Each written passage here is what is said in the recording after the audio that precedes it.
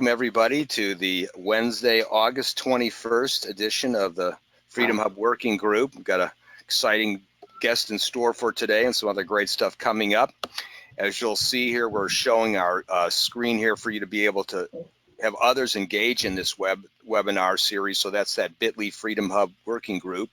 And then also you're going to want to get a chance to see our channel. And for those that are unfamiliar with the Brighteon system, this is the free market competitor to YouTube, and we actually have our own channel on there. And there's an awful lot of great recordings, as this one will be on there too in a week, or this weekend, I should say. And as you can see, there's an awful lot of great ones in here, so you're going to want to come in here and take a look at some of those. And again, the link to look at that is the bit.ly Freedom Hub channel. And it's case sensitive, just so you know, all of these are case sensitive, that are these bit.lys here. And then lastly, it's being sponsored by your Freedom Hub, which is an area where we've been starting to collect a variety of interesting services and activities for consumers, for sales agents, insurance agents, as well as for doctors, because we have a nice program geared around doctors, because everyone's trying to escape the healthcare world, and this is the place to do it. So that's kind of the background behind it. Now, the other thing too is to be aware is we do send out a blast, and I wanted to get a picture of that up here. Where do I have that? Here it is. So every Monday we send around a notification that looks like this. You'll get it in your email. It's sent out at 3:00 p.m. Eastern as a standardized thing, so you can keep an eye in case it hits spam by mistake. That's when you'll get it, Mondays at 3 Eastern. And what it does is it announces who's coming up for this coming Wednesday. And then also there'll be a link in there to listen to the last Wednesday's event. And then beyond that, they'll again all be on this one main website I showed you, where there's the collection of all the webinars. So keep an eye out for that. We'd certainly appreciate that. Now, before we jump in today's guest for a second, let's talk about what's coming up over the next few weeks, just to get everybody primed up so they can mark their calendar. Charles, if you'll do me the honor here and kind of run through this for a quick moment. Sure, Jeff, and thanks. And very exciting that Mr. Libertarian Walter Block is presenting the Undefendable issues for liberty today. And we try to have great national thought leaders, world thought leaders every week. And next week we have a rising star, John Tamney, from Real Clear Markets, and a Forbes contributor, and also works at FreedomWorks. He's got a great book out called The End of Work, Making a Job Out of One's Passion. He wants to talk about the genius of soaring inequality. So that's one of those economic concepts that's tough to swallow for the regular person, but it's an important one to determine how well an economy is doing. And then we're going to have a couple weeks of 9/11. And first, we're going to have someone from the American Institute of Architects, Richard Gage, and a former lawyer in Reagan's White House Policy Department, Barbara Honegger, talk about the terrorism that occurred on September 2001 that set us off with all the loss of liberties that John Whitehead from the Rutherford Institute will present on the actual date of September 11th. And then a month from now, I don't have this listed here, but we're going to return to the transportation issue, specifically airports. How do we get the airports more used? There's a lot of bureaucratic red tape. And coincidentally, I think Dr. Block has a book on privatization of transportation to help speed up the roads and utilize our transportation networks more efficiently. So that's our preview, Jeff. Fantastic. Well, let's get into the meat and potatoes of today, and let's talk a little bit about today's guest here, and then we'll let him have the floor. Again, Jeff, thanks. So real quick, anyone who's libertarian knows who Walter Block is. There at the bottom there, that star, I think he inherited the Mr. Libertarian label from the late Murray Rothbard, his mentor. Let's let Dr. Block correct that. I think that's true. Currently, he teaches econ at Loyola in New Orleans. There's another Loyola in Baltimore, I think at the business school. His most famous book for liberty advocates is his classic from the 70s, Defending the Undefendable. And I do believe he has a new updated version of that with new undefendable acts that he is defending. And he has so many books, dozens of them, 300 journal articles, He's everywhere, and he has a lot of new books coming out, including one that I wrote down here, Judaism, Economics, and Politics. I think it's always a fun discussion to characterize the politics of religion. What does what does God say about free markets and helping others and coercion and all that? So that's our guest for today, Jeff. Fantastic. Well, without further ado, I'm going to have him begin. So, Walter, if you want to kind of jump in there, I would say welcome, and I'll let you have the floor. Okay, well, thanks for the kind introduction. I'm delighted to be with you. Let me speak first about what you said about me. It was very kind, very nice. I don't know that I accept being Mr. Libertarian. To me, there's only one Mr. Libertarian, and that's Murray Rothbard. But I'm delighted to be mentioned in the same sentence as him. And I have been a friend of his. He was my mentor. I've been a follower of his. I'm even a co-author of his. I think I'm the only co-author of his. I'm not sure about that. He and I share a lot of stuff beside our beliefs in libertarianism. We both got our PhDs at Columbia. We're both from New York City, and we're both short, fat Jews. So I am delighted to be mentioned in the same breath as Murray Rothbard, but I'm not sure that I accept being Mr. Libertarian, although one day, who knows, when I grow up, if people think of me that way, I would be delighted. Okay. I've been, another thing I just wanted to mention is that there are 4 Loyola universities, one in Baltimore, one in New Orleans, where I teach, one in Los Angeles, and one in Chicago. And these 4 are part of the Jesuit schools, of which there are 28, including Georgetown, Scranton, a whole bunch of others. I'm a professor at Loyola University, and I'm always looking for good students to come and study with me and my free enterprise colleagues. So if any of you are high school students or grandparents or parents of students of that age, please consider coming to study at Loyola. Okay, I've been asked to speak about, I guess, 3 books, and I've written, I don't know, maybe 25, 28. The number keeps changing as I produce more.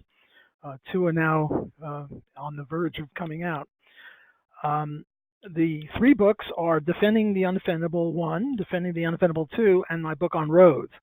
I really can't do justice to all of them. I think I've been given 20 to 25 minutes or something like that. And then we'll have some Q&A is my understanding. So let's see how it goes. Okay, well, what is in common with pretty much all of my writing on politics and law and philosophy is libertarianism. So I might as well start by saying what is libertarianism, and then giving you the ballpark, the ball players of the libertarian movement as I see it, and then maybe talking about these 3 books a little bit.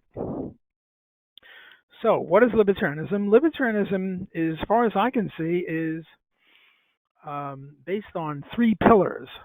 One is the non-aggression principle. That's the main one, namely, keep your mitts to yourself. Don't be grabbing other people with their property without their permission.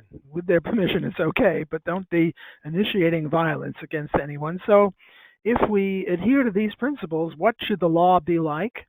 Well, it shouldn't be no murder, no rape, no theft, no arson, no kidnapping, no fraud, no stealing. And that would pretty much about be it. Libertarianism is not a theory of what is the good life. You know, should you drink your milk or not? Should you smoke or not? Libertarianism has nothing to say about that. It's a very limited, narrow philosophy. It's not a philosophy of life, as other philosophies of life are. It's just it asks one question and gives one answer. The question it asks is, what should the law be?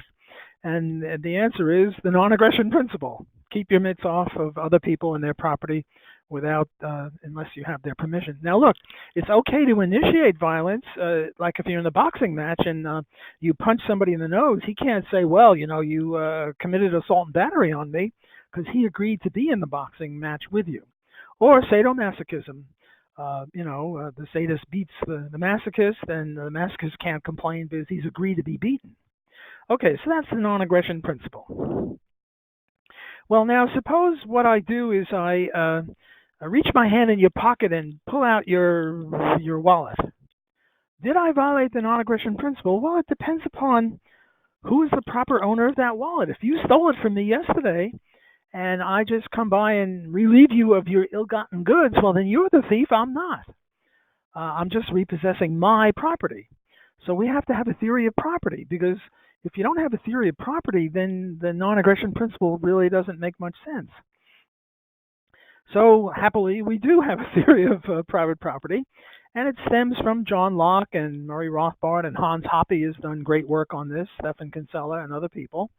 And what it says is the way you get to own virgin territory, land, animals that are not domesticated, water even, would be by mixing your labor with it. So you go see some virgin territory and you plant some corn in it, and you tend the corn crop, and now the corn is yours, and not only is the corn yours, but so is the land, assuming that it was virgin territory, no one had previously owned it. So that would be one impetus for property rights. Another one is anything voluntary, such as buying, selling, renting, lending, giving, gambling, whatever.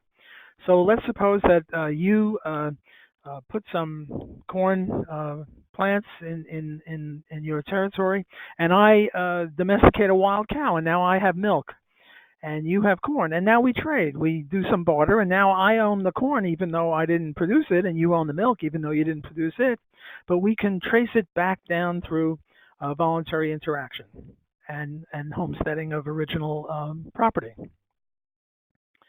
The third element is the free association, namely, we should all be able to associate freely with us, with anyone we want who agrees with us. We should not be compelled to associate with anyone. The big problem with slavery, I would say the only problem with slavery is that the slave was forced to associate with the master, and the slave didn't want to have any dealings with the master. The big problem, the only problem with rape, is that the rape victim doesn't want to associate with the rapist, and the rapist insists. So free association means, that you shouldn't be compelled to associate with anyone against your will. Heterosexuality is evil. The male heterosexual refuses to go to bed with any other male. He's evil, he's discriminating, he's not associating with other males in that way. The female heterosexual won't go to bed or have a romantic relationship with other women. And male homosexuals are also evil, because they also refuse to associate with half the human race, namely all women, and ditto for lesbians, who refuse to associate with men in this way. So the only people who don't discriminate are bisexuals. From the libertarian, so people who oppose discrimination are really calling for compulsory bisexuality, which is a little crazy. Whereas we libertarians say that anyone should be free to associate with anyone that he wants and shouldn't be compelled to associate with anyone. So, for example, if a gay couple comes to a Christian baker and wants him to bake a cake, and the baker doesn't want to, for whatever reason, religious reasons, or just he doesn't like homosexuals, he shouldn't be compelled to associate with the gay couple in that way. So that's pretty much what libertarianism is, at least the way I see it. Now, who are the ball players? Who are the people who are libertarians? Well, I see the libertarian movement as based on 5 elements. The first one is anarcho-capitalism, namely anarchism, because the government compels people to pay taxes, and we never agreed to in the first place. And the chief exponent of this would be Murray Rothbard. The second group would be called minarchism, where government is very, very, very limited to armies, courts, and police. Armies to protect us, not to export democracy. Police to keep us away from bad guys, not to stop us from doing victimless crimes like drugs or prostitution between consenting adults. And courts to determine who the good guys and the bad guys are. And the people most associated with that view are Ayn Rand and Robert Nozick. The third level down, and a very small step down, are people I call constitutionalists. Ron Paul and Andrew Napolitano would be the chief exponents of this, and what it says is whatever the U.S. Constitution says is good. Now, the U.S. Constitution as interpreted by those people, not as interpreted by the present Supreme Court. The only reason I put this a half step down is because they believe in private roads and post offices in the Constitution and maybe one or two other things. The fourth level down is what I call classical liberals, and the chief exponents of that would be Friedrich Hayek and Milton Friedman. And they are very limited government, but they allow all sorts of other things, a little bit of welfare, a little bit of this, a little bit of that. And the fifth and lowest level I would call the thick libertarians, not sick, but thick, Thick, thick libertarians, who in addition to the non-aggression principle and private property rights and free association add on all sorts of irrelevancies. Like the left-wing fixers say we should love gays or we should love interracial marriage, and the right-wing thick people say no, we should hate them. And I say it's all irrelevant because libertarianism has no view on interracial marriage or on homosexuality, has no view on anything except non-aggression, private property rights, and free association. Okay, so that's sort of a thumbnail sketch of what is libertarianism, and I wrote 2 books. Well, I wrote many books. I think I'm up to about 30 now. The first one is Defending the Undefendable, and the second one is Defending the Undefendable 2. And since my book on roads was mentioned, I'll also talk about that, the privatization of roads and highways. I now see it on the screen. So what's going on with Defending the Undefendable series? I'm now working on Defending the Undefendable 3. I'm going to soon send it off to my publisher, but right now all I've got is 1 and 2. And what these books have in common is I defend people who are either hated and reviled and everyone is disgusted with them, or they're prohibited, and yet they don't violate the non-aggression principle, they don't violate private property rights, and they don't violate free association. So I'm going to now read all the chapters in Defending the Undefendable 1, and as I read them, realize what I'm doing is I'm defending them against either attack, hatred, or prohibition, or both. Under sexual, I've got the prostitute, the pimp, and the male chauvinist pig. Under medical, I've got the drug pusher, the drug addict. Under free speech, the blackmailer, the slanderer, libeler, denier of academic freedom, advertiser, person who yells fire in a crowded theater. Under outlaw, the gypsy cab driver, the ticket scalper, and the dishonest cop. Under financial, the non-government counterfeiter, the miser, inheritor, moneylender, non-contributor to charity. Now again, what these people have all got in common is that the mainstream, the woke people, and the conservatives, we libertarians are neither left nor right, hate and revile and are disgusted by these people, these economic actors, and yet they don't violate any libertarian axiom. Therefore, we libertarians should defend them, and that's what I'm doing. Under business and trade, I've got the curmudgeon, the slumlord, the ghetto merchant, speculator, importer, middleman, profiteer. Under ecology, the strip miner, litterer, wastemaker, and under labor, the fat capitalist pig employer, the scab, the rate buster, and the employer of child labor. That's Defending 1. Now for Defending 2. A whole new series of people, and they have the same thing in common with the first series, namely they don't violate any law that libertarians respect, and yet they're either prohibited by law or cordially hated by pretty much all the good people. Well, the woke people anyway. So here I have under trade the multinational corporation, the smuggler, British Petroleum, nuclear energy, and the corporate raider. Under labor, I've got the hatchet man, the home worker, the picket line crosser, the daycare provider, and the automator. Under medical, the smoker, the human organ merchant, the breast milk substitute purveyor. Under sex, I've got topless in public, polygamous marriage, burning bed. Under discriminators, this is people who engage in free association, the sexist, the peeping Tom, the ageist, the homophobe, and the stereotyper. Under business, I've got the war toy manufacturer, the colorizer. It's the one who colorizes black and white movies. The baby seller, the heritage building destroyer. And under politically correct, I've got the bad Samaritan, not the good Samaritan, the bad one. The duelist, the guy who engages in duels. The executioner, the dwarf thrower, and intellectual property denier. So that's a group of about 30, and I have 30 in each. And that's 60 people, and defending 3 will have another 25 or 35. So I'm getting up toward 100 actors or professions or what have you, and I'm defending them on the grounds that they are compatible with libertarianism and yet denigrated. So what I'll now do is take 2 or 3 examples, maybe the most salient ones, the most, I don't know, objectionable ones or the most questionable ones, and then I'll go on to my Rhodes book, and then I'll stop and call for some questions.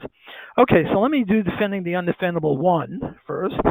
Although when I wrote the book, I didn't call it Defending the Undefendable 1. I just called it Defending the Undefendable. I never knew I'd be doing a second one.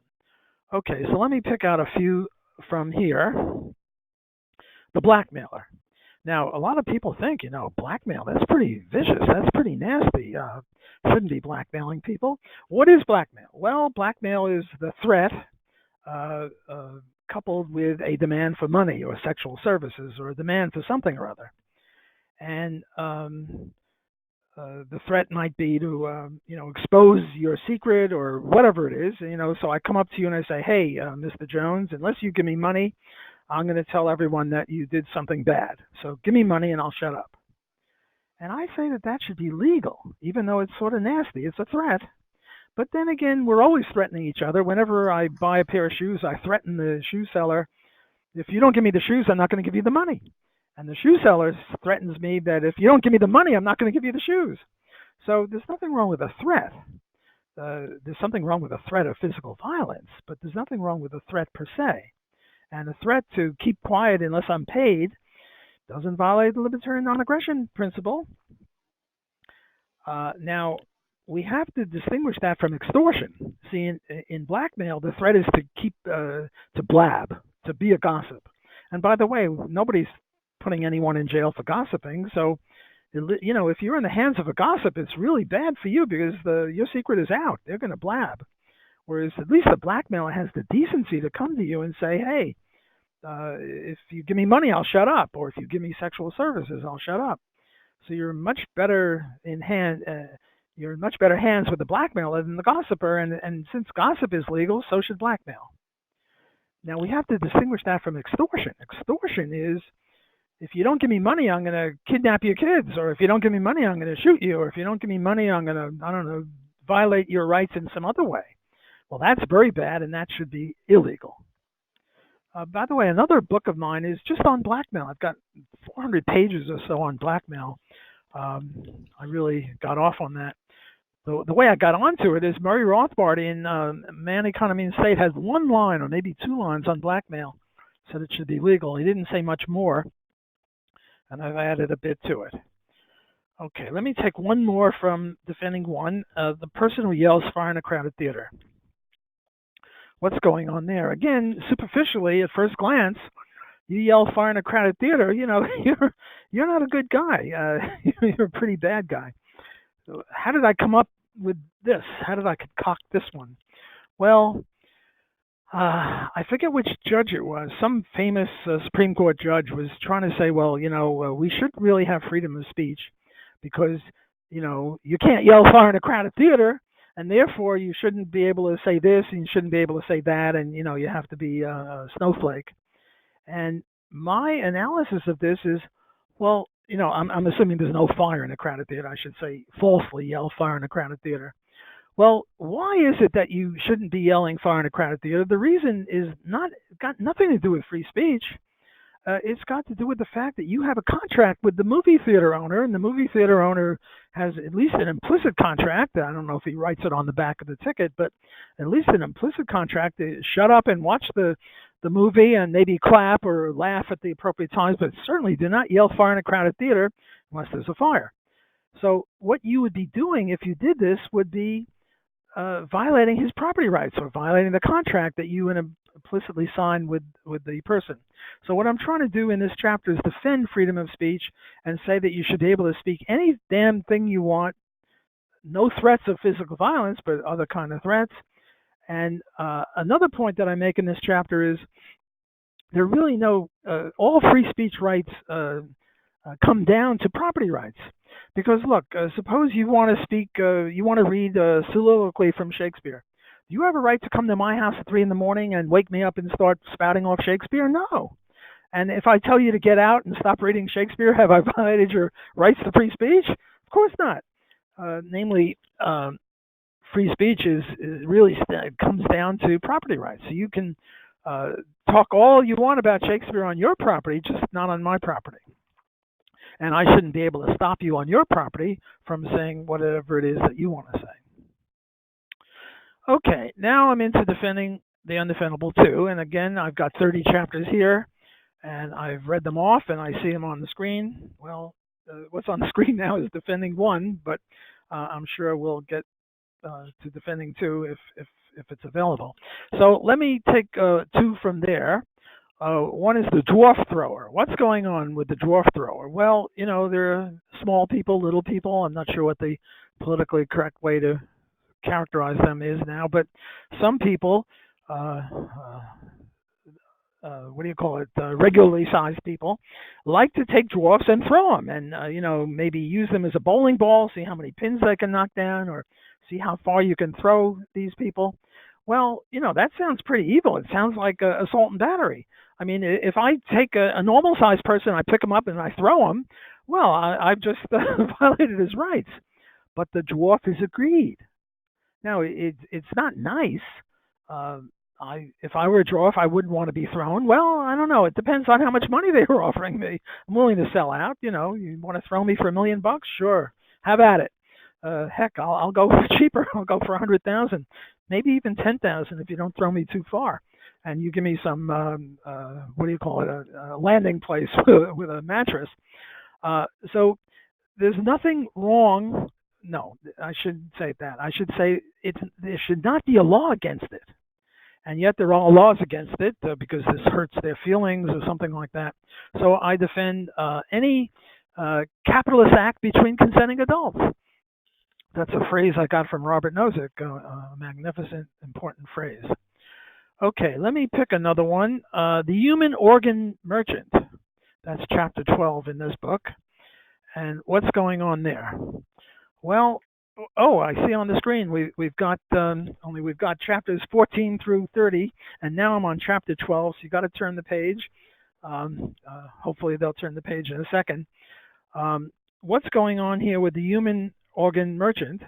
What's going on there is we can't buy and sell kidneys, hearts, livers, stuff like that. It's against the law. I remember there was a Canadian case where some guy had his 4-year-old son who needed a liver, and the kid would die if he didn't get a liver, and he put an ad in the paper, I'll give $500,000 for a liver. And he was put in jail for that because, you know, somehow you're not allowed to sell body parts. Well, I don't see why not. You know, if the money is right, people will sell a liver, hopefully, blood, kidneys, whatever. Right now, there are some 80,000 people on kidney dialysis machines. And it's a pretty rough time on a kidney dialysis machine. You pretty much have to stay there 6 or 8 hours, and they plug stuff into you and out of you because your kidneys aren't doing their job. And it's a pretty grim existence. And yet everyone's got 2 kidneys, and people can, it's legal to donate it. In other words, if somebody needs a kidney and I donate it to them, that's okay. I just can't charge for it.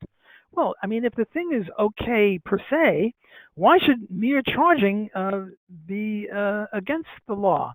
And what I say is that if we allowed buying and selling of kidneys, most people could get off the kidney dialysis machines. It would extend life. People wouldn't be dying as quickly as they are. And the reason that, you know, people are dying for lack of a kidney or a liver or whatever it is, a gallbladder, part of a lung, is because of the law. And the people responsible for the law, I really think, should be put in jail because they're in effect murderers. I don't know if I put that in the book. I forget what I wrote. It was a while back. But now that I'm off on this subject, it's pretty vicious to prohibit people from engaging in consenting adult behavior like buying and selling kidneys or livers or blood or whatever it is. Okay, so I've now done 2 chapters in each of these 2 books. I wasn't planning on doing my book on roads, but since it was mentioned in the introduction, let me talk a little bit about that. So what's going on here? Why should we privatize roads, streets, highways, and stuff like that?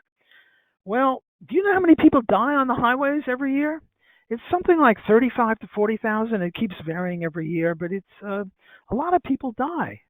And the usual analysis on the part of experts in this field is, well, why do they die? Well, speeding and drunken driving and vehicle malfunction and driver inattention, and they've got long lists. Some of them have got a list of 100 different reasons. The NHTSA, National Highway Traffic Safety Administration, took me a long time to memorize that. Notice how quickly I can say it. It just rolls off the lips. Lists, I think, some 125 reasons why people die, and some of them are very, very picayune, like how far away is it from a hospital, because the closer to the hospital, the fewer people die. Do the hospitals have helicopters, or do they have to have ambulances on the ground? It just goes on and on. Well, my claim is that these are not ultimate causes, they're just proximate causes. So what do I mean, the difference between an ultimate and a proximate cause? Well, let's say we're brought in to a restaurant that just went broke, and we're trying to figure out why it went broke. Well, what are the proximate causes? The proximate causes are it was located badly, location, the keys to real estate. The waitress was surly, the place was dirty, the food was cold, the food didn't taste good. These are the proximate causes for the bankruptcy of the restaurant. What's the ultimate cause? The ultimate cause is the manager. The manager didn't locate the hospital, or the owner didn't locate the didn't locate the restaurant where a lot of people came by. The owner manager didn't hire a better chef. The owner manager didn't give somebody a broom to keep the place clean. It's the owner manager that's the ultimate cause of the failure of the restaurant. These other things are just proximate causes. Well, now let's get back to the roads. I just mentioned a whole bunch of proximate causes. The proximate cause of speeding, drunken driving, vehicle malfunction, driver inattention. There's a long list of those. They're just proximate causes. What's the ultimate cause? Well, like in the restaurant, the ultimate cause is the manager. Well, who's the manager? The government is the manager. The government is responsible for 40,000 deaths or 35,000 deaths, depending on what year it is. So that's one impetus for privatizing the roads. Because look, we know that competition brings about a better product. The reason we have pretty good shoes and pretty good wristwatches and pretty good tennis rackets and pretty good, toys and cars is because there's competition. If you don't make a good pair of shoes, people aren't going to buy it, and or they're not going to buy it at a price that covers your costs, and you'll go bankrupt. So the reason we have a pretty good economy is we have competition. Well, it's the same thing for roads. If we had competition between road owners, we'd have a better product. I know that if you see right now on the highway, I'm in New Orleans. We're near the I-10 highway. It goes from, I think, Florida all the way to California, right through New Orleans. The minimum speed there is 40. Maximum speed is 70. And people go. Very few people go 40, but you go 75, they're not going to give you a ticket. So maybe the cause of deaths is not speeding, but heterogeneity of speed. Maybe the fact that people go at different speeds. Some people go 50, some people go 60, some people go 70. Maybe that's it. I don't know. I'm not a road theoretician. I'm more of an economist. And what I'm saying is that if I owned the road, you know what I would try? I would say on the right lane, everyone has to do 55. In the middle lane, everyone has to do 70. And in the left lane, everyone has to do 85. Now, you might say, well, that's a good idea. You're my competitor for a road. And you might say, well, maybe it should be 55, 65, and 75 in the right, middle, and left lanes. And then we'd see. We'd see who reduced deaths more. And then I would have policy ABC on drunken drivers. You'd have policy XYZ, and we'd see who did better. Just like restaurants compete, just like grocery stores compete, just like shoe stores compete with each other, roads should compete with each other. And then I think that if we had private roads, we'd have many fewer deaths. The other impetus for writing this book was congestion. At rush hours, 8 till 9 in the morning and 5:30 in the afternoon. It's bumper to bumper traffic. Well, we should have peak load pricing. If I owned a road and you wanted to use it at 8:30 in the morning or 5:30 in the afternoon, I would charge you a lot more. And the rest, so that's what the book is about. Well, that's about half of the book is about. The other half is all sorts of objections. You'd be hemmed in and by somebody owned all the roads around your house and wouldn't let you out or back in, and you can only have one road in one place, and there are a whole bunch of objections, and I take half the book to try to deal with them. Okay, I've gone on for about a half hour, maybe 40 minutes. I'm not sure who's counting when you're having fun. And I've said a lot, and I think the program now calls for questions or objections or discussion or something like that. So I'm ready to rumble. If Ready to anyone's have got at it? ready All to have at it. All right, well, that's good. Well, Dr. Block, that was very good. And just to chime in for a quick second before we do open it up, and just to tell everybody, if you have questions, please click on the hand raised icon, and then I'll kind of call on you and let you have the floor your own self.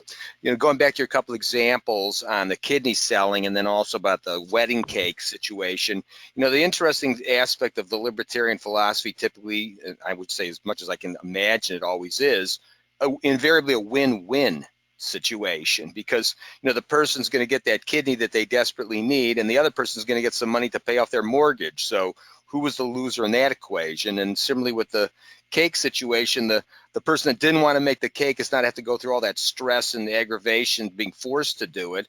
And lo and behold, the other couple will be happy because they'll get the cake in the end, but they'll end up doing it with a baker that wants to do such a thing. So everyone's a winner always. It kind of self-sorts itself out, which is like what you're describing in defending the undefendable. Sometimes you're just looking at it the wrong way on purpose. It's seemingly today, everything's designed to try to be bad as opposed to just seeing where the positive is within it. So, well, let me comment on that, and let me bring up some technical economics. What you say is absolutely true ex ante in economic jargon. Ex ante, whenever a trade occurs, or a buying or a selling or any commercial interaction, there's always benefit, because the reason people engage in trade is to benefit themselves. I buy a sweater for 20 bucks. How much do I value that sweater? More than 20 bucks, otherwise I wouldn't buy it. Suppose I valued it at 25. Well, I made a profit of 5. And you, the seller, you value the shirt at $2 because you've got dozens of them, you're trying to get rid of them, and you sell it for 25. Well, you made a profit of 23, ex ante. Now, ex post, you usually gain, but not necessarily. So you necessarily gain ex ante, but ex post usually gain, but not necessarily, because I might regret buying the sweater, you might regret selling it, I might regret selling my kidney, you might regret buying it, who knows. But so you're absolutely praxeologically necessarily true ex ante, but ex post, it's only a tendency, or the usual state of affairs, because sometimes people regret making trades. Well, that's the reason why typically they have a cancellation policy in most things, just for that purpose. So at least there is an exit if you do finally have that sentiment. So very good. Charles, I was going to say, would you like to ask a question before I open it up to anybody else? Sure. There are so many questions, and I do encourage folks to click that raise hand option and ask any question. Walter has great, smooth answers for everything. He's practiced this for decades. A couple questions, Dr. Block, for the healthcare market that Jeff and I operate in professionally. As people are overpaying for healthcare, they're desperate, they're worried. They'll vote Democrat just to escape that insurance cost, and they'll accept Medicare for all just because they're desperate. One of the things that has to happen is the ability of insurance companies to discriminate, to say no to uninsurable clients if they want to bring back affordability. That seems to be an undefendable concept for a lot of folks, even Republicans. Certainly we can't hurt those with pre-existing conditions. I'm sure you've had some thoughts on uninsurability, insurance reform, that kind of thing for healthcare. Oh yes, yes, I've had thoughts on that. I would just quarrel with the word uninsurable. They're insurable, it's just at a very high price. You know, if I'm an insurance company and somebody comes to me with fourth stage cancer, I'll insure him, but he's going to pay, he's going to pay a ton of money to get the insurance. So this is just a very nitpicking kind of point that I'm making here. Uh, the I think the basis of it is, look, suppose you're an insurer for houses against fire, and my house is on fire. Are you going to insure it? Well, yeah, at a high price. If you know, a wooden house is going to cost more, or you know, remember the three piggies? The what was it? The straw house, the wooden house, and the brick house. Well, obviously, straw is like a pre-existing condition. You know, it's more flammable, and wood is a little less flammable. It's still more flammable than brick. So you're going to distinguish. You're going to discriminate against the straw house, and you're going to make them pay a ton of money if you insure them at all. So there's absolutely nothing wrong with that. And look, the idea of insurance is splitting risk. And a guy who's got fourth stage cancer, you know, is in a different category than a healthy person. But I want to get to an even deeper point. Why is it that medical costs are so high? I mean, if medical costs were no higher than getting a haircut or buying some bubble gum, look, you don't get insurance about changing your car oil, the oil in your car. Nobody gets insurance for that. You might insure the car. That's more expensive. So the whole point is, why are medical costs so high in the first place? Why does it cost such a ton of money? And the answer is, the government. The government is at fault. My motto is, if it moves, privatize it. If it doesn't move, privatize it. And since everything either moves or doesn't move, privatize everything. Well, we got to privatize the medical field. And in what way is the medical field not privatized? Well, the AMA, Milton Friedman, bless his heart, called the AMA the strongest union in the country because they preclude entry of doctors. Look, suppose the three of us wanted to start a medical school. Now, we're not doctors, but we would hire doctors to be the teachers. What would happen to us? We'd go to jail. We're not allowed to start a new medical school. The point is that there are too few doctors. And the reason there are too few doctors is the AMA strictly regulates the incoming doctors, not only new doctors, but foreign doctors. I have my son's friend when he was a kid was a doctor in Korea, and he ended up driving a cab or something like that. And the reason he couldn't pass the American test was his English wasn't that good. And the argument was, well, if his English isn't that good, some client comes in and says his toe hurts, and you start operating on his nose, well, that's no good. But the obvious answer to that is, well, there are certain patients who are unconscious, and for an unconscious patient, you don't need language. You know, the Korean doctor can take care of you as well as any other doctor. And then another one is same language people, and then they're translators. So what the AMA is doing is keeping doctors out. The two most interesting examples of this is Jewish doctors were known to be very good doctors in the 1930s. And a whole bunch of people left Austria in the 1930s to escape Nazism, and they came over to this country, and the physicists got jobs, and the chemists got jobs, and the biologists got jobs, and the lawyers got jobs. The only people who couldn't get jobs were the Jewish doctors in Vienna, and they were known to be among the best. And the same thing happened in, I think it was 1973, when a lot of Cuban people came over. Everyone got jobs. All the intellectuals got jobs except the Cuban doctors, because the AMA precludes entry. And, to use technical words, when the supply curve shifts to the left, the price goes up. And if you don't allow people to become doctors, well, then the price is going to go through the roof. So what we need is an ending of these laws that limit the entry of doctors. And if we, I have a cousin who makes he makes about $1.5 million. He's a doctor. It's true he has to pay medical malinsurance, and he has to pay a secretary and a nurse, but he's doing very well. And I once compared the salary of all doctors. I don't want to be anecdotal here. I compared the salary of all doctors with the salary of people who got a PhD in biology. Why did I pick people who got a PhD in biology? Because I think they have enough smarts to be a doctor, and I didn't want to pick mathematicians because mathematicians might not like blood, whereas a guy in biology wouldn't be deterred by blood. And doctors make sixfold what PhD biologists make, which indicates that we have a shortage of doctors.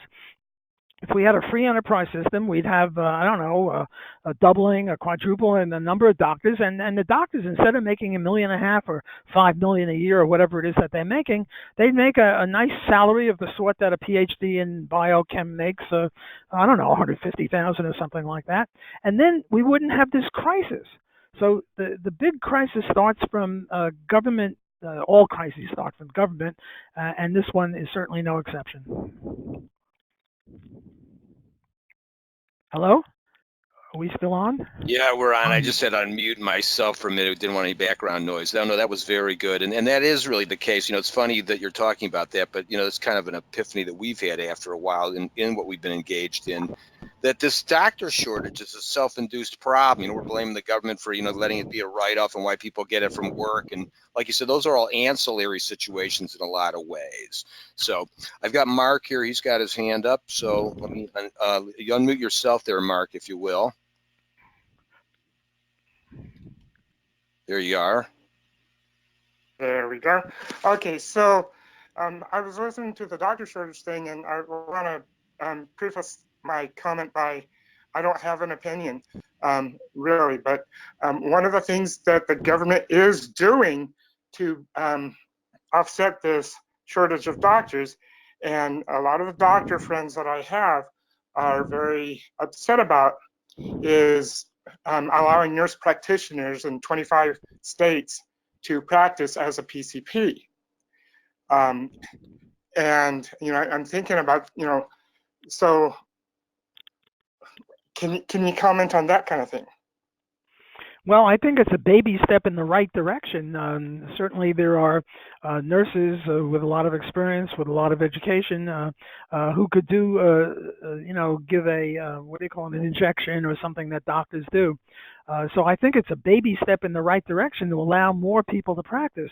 Prices will tend to come down. But we need more doctors, not more nurse practitioners, and so I think that would even improve matters even more. And then there's this whole thing about why is it that employers give medical insurance? The reason for this came about because we didn't I think it was in the 1940s, we didn't have a minimum wage, we had a maximum wage. Where you couldn't pay more people, and when you have a minimum wage, you have a shortage, a surplus, unemployment. When you have a maximum wage, you have a shortage. And what they did is they had a maximum wage, and employers kept trying to compete with each other, and they couldn't compete with each other by offering more money, so they gave medical service, medical insurance. It's sort of like when banks have a maximum on the interest rate that they can pay. They start giving toasters and TVs and stuff like that. So again, the government is the evil hand of the government is behind this, and people have no incentive to shop for doctors because, we have medical insurance and all sorts of governmental insurance. So look, when people go buy a car, they shop. They look here and, this car costs this much and it's the same car over here with that dealer. It gives me 500 brake. But nobody shops for a doctor. Nobody says, well, doctor, how much are you going to charge? And the doctor says, oh, thus and such. And they say, well, I can get it cheaper down the street. Nobody does that. And again, this is a part of government. So the whole field is just out of whack, and it's all the government's fault. And if we had laissez-faire capitalism, free enterprise, medical service would be no more of a problem than a car repair or anything else that requires expertise. Excellent. Ralph, I see you've got your hand up. Hey, hello, Walter. Great to hear your analysis and voice, as always. Thank you. My issue is another health issue, one that I've been very much concerned about over the past few years. as another of my mentors, General Bert Stubblebine, said, informed consent is the defining issue of the 21st century. And of course, I'm involved right now with a bunch of people who are trying to assert their privacy rights to not be vaccinated. And governments around the country are passing various laws forcing people to accept shots of toxins into their bodies. What is your libertarian analysis of this government program? That's a nasty, vicious question. How dare you? I'm kidding. First of all, there are no rights to privacy. I don't think the only right we have is non-aggression. I don't think we have a right to privacy. Property rights. Property rights. We have property rights. If you break into my house and destroy my property, trespass, you've destroyed my privacy, but I don't have a privacy right. What you did was you trespassed. If we really had privacy rights, then the industry of being a detective would be outlawed, and certainly we don't want to do that. But now let me get into that. I do have a property right in my body, right? Yes, you certainly have a property right in your body. Yep. I'm just saying you have no privacy right, but you certainly have a property right in your body. Now, the vaccination question, there are some issues that libertarians are very divided on. One of them is pro-life versus pro-choice. Another is immigration. Another is reparations for blacks, slavery, stuff like that. Vaccination is a very, very divisive issue among libertarians. There are libertarians that I respect greatly who take a view opposite of mine. Now, it's very, very complicated because we don't know that the vaccinations work. Mm-hmm. They don't always work, and they hurt some people. Now, I'm going to beg out of this question in the following way. Namely, I'm going to assume that, the can opener joke? Let me tell you the can opener joke. The can opener joke is there are 3 people marooned on an island. They have cans of food but no can opener. There's a physicist, a chemist, and an economist. And the physicist says, let's drop the cans from a certain height onto a rock of a certain hardness, and it'll open up and we can eat the food.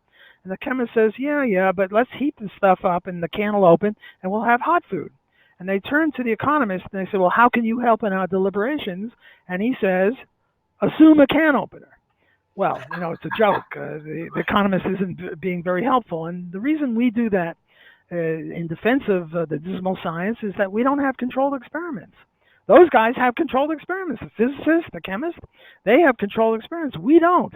We can't say, okay, look, all the people north of the Mason-Dixon line, the price of bananas is $20, and all the people south of the Mason-Dixon line, the price is $10, and now let's study who buys how many bananas. We can't do that. We have to assume things. So I'm going to now assume that the vaccines work. Well, if the vaccines work, then I favor compulsory vaccination, because if you have take the case of Typhoid Mary. Typhoid Mary was a nice lady who didn't know that she had typhoid, and she was working on some sort of a restaurant and giving typhoid to people. Well, when we discover that she has typhoid, what do we do? Do we say, well, she's a nice lady, let her just give typhoid to other people? No. We don't put her in jail because she didn't commit a crime. She's a victim. What we do is we put her in a nice hotel and say, look, Mary, you're out of circulation. You gotta, even though you own your body, we're going to take control of your body, and we're going to put your body in this nice hotel, and we're going to feed you and give you TV and air conditioning and whatever, and we're going to try to cure you. And if we can't cure you, we're going to keep you in that hotel, and we're not letting you out, period. Because if we let her out, she'll infect other people. And infecting other people, the way I interpret infecting other people is initiating violence against them. If I have typhoid and I'm spreading it around, it's like I'm shooting people. And if I'm shooting people or knifing people, I'm a bad guy. Well, I'm not purposefully doing it, but if I have a typhoid and there's a vaccination for it, I should be vaccinated. That's the issue. Well, but there is no vaccination for typhoid, but there is one for measles. If I can be a revisionist a moment, there's a very interesting revisionist history of Typhoid Mary and what she really did and what really happened to her. But that's not the issue. And I agree, there is a measles vaccine. And that vaccine, like all vaccines, has been held by our courts to be unavoidably unsafe. So now we have a question of, can you force someone to do something that's unavoidably unsafe for the public good? No, that's why I'm assuming a can opener. Okay, Now, understood. if what you say is the facts, and I don't know the facts. Right. Again, I'm a legal theoretician. I'm not a biologist or a doctor. I don't know the facts for sure, so I have to assume. So if the facts are the way you say it, well, then we shouldn't force people to be vaccinated. On the other hand, if the facts are the opposite, then we should. So I hate to cop out, but that's my answer. Good analysis, good Yeah, libertarian, Austrian analysis. Thank you. I just appreciate it. just goes to show that it's a lot of gray area in the world, that's for sure. And of course, we're dealing with humans, which everyone has a differing opinion, so it's always a good challenge.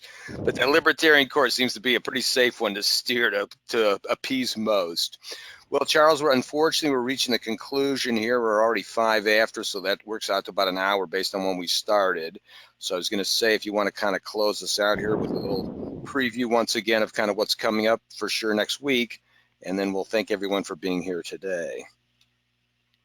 Well, thank you, Jeff, and thank you, Dr. Block. That was fantastic. And do you want folks to get your books through Amazon, or do you have a preferred vendor for getting Well, the Undefendable, your new books? My preferred vendor is the Mises Institute. Go to mises.org, and they've got a bookstore.